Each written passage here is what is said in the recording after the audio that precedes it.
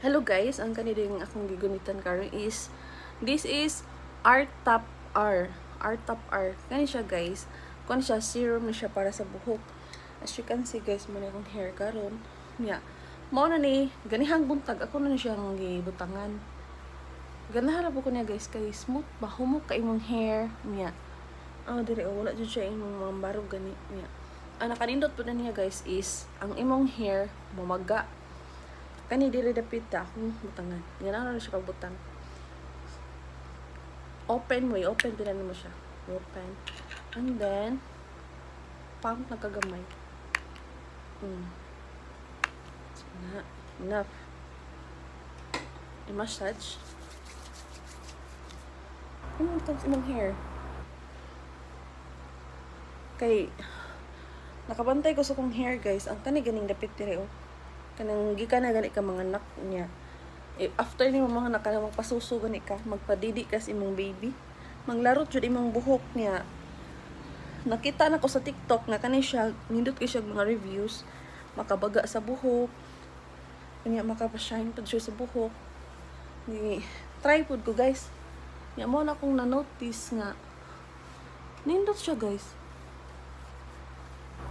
Smooth kay siya. Kani akong buhok natural lagi na siya. Wavy lang ni siya kaya akong gipugnan.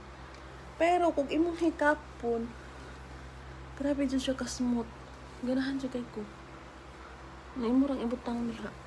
Akong butang ng dire kay. Gabiin ako butang. Akong ipaan sa akong scalp kay. Sa scalp dyan ako ibutang guys para muna dyan siya sa scalp.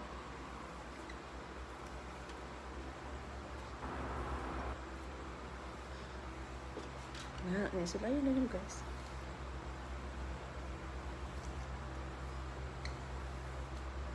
Ako siyang i-overnight.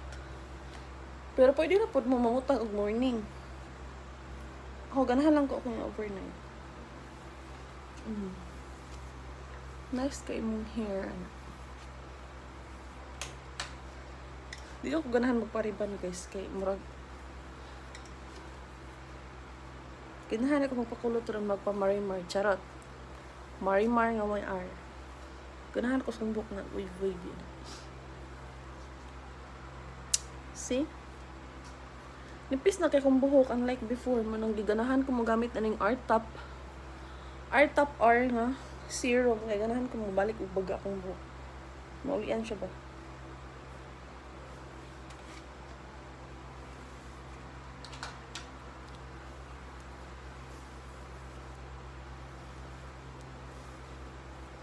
Pero kung dili ka mamugong guys, straight ras yun na siya. Nakaroon kay ako lang ipagungan mo na siyang wavy. Taasan mo buhok niya. Samok sa kayo ba? Samok kayo siya o taas kayo. Pulaan po ko. Naatong po mo.